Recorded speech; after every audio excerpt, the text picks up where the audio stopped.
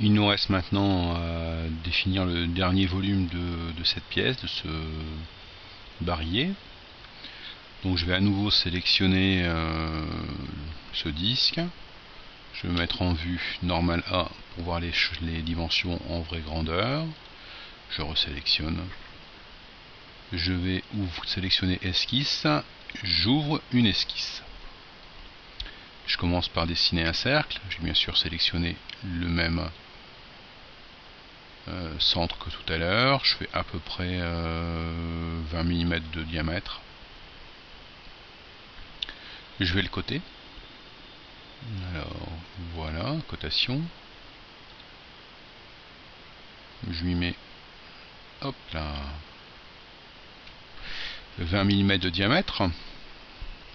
Et maintenant je vais dessiner la forme rectangulaire ici, qui va permettre de dire que l'arbre est un arbre claveté. Autrement dit, c'est un arbre dans lequel on pourra mettre une clavette.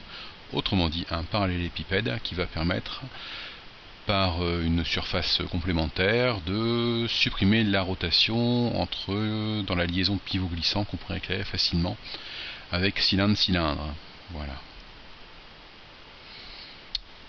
Donc on va sélectionner ici ligne de construction. On dit c'est une ligne qui va nous servir à construire. Oui, je me mets à l'aplomb de mon centre, je clique, je maintiens cliqué, et là vous voyez j'impose qu'elle soit verticale. Voilà. Ensuite je vais dessiner ce coup-ci des lignes. Une première ligne, je me mets sur la ligne de construction, je clique, je me décale, vous voyez, je fais forcément ici horizontal. Ensuite de là je repars, je remonte et je m'arrête, vous voyez, sur mon cercle. Je vais faire un petit zoom pour mieux voir ce qui se passe. Donc zoom, j'ai ici la barre d'outils, zoom fenêtre. Hop, voilà. Je ne veux plus voir cet outil, donc je reclique sur zoom fenêtre et je récupère, vous voyez, mon réticule pour travailler.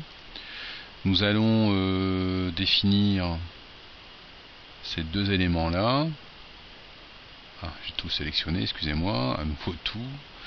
Donc je sélectionne ceci, j'appuie sur CTRL pour sélectionner ça, et CTRL pour sélectionner l'axe de symétrie, je fais entité symétrique. Comme ça je suis sûr d'avoir quelque chose qui est symétrique par rapport à cette ligne. Cet élément là n'est plus nécessaire, cet arc de cercle n'est plus nécessaire, donc on a ajusté ici, ajuster les entités. Voilà, donc on a sélectionné ajuster.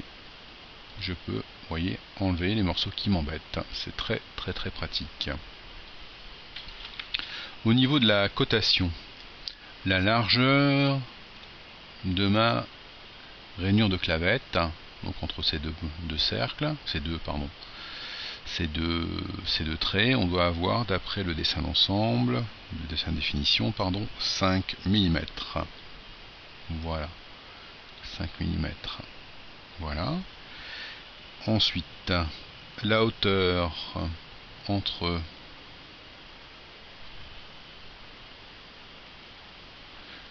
ceci, le fond de la clavette, et le cercle qui est là, on m'indique qu'on va prendre aussi 5 mm. Voilà. Vous pouvez constater qu'on a dessiné la forme que l'on souhaitait.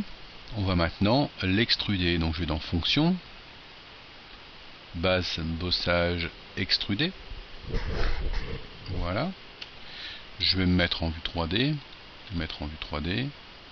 Donc isométrique par exemple. Et nous avons besoin d'une profondeur pour cette pièce de 20 mm. Voilà, je valide. Et nous avons obtenu, vous constatez, l'arbre claveté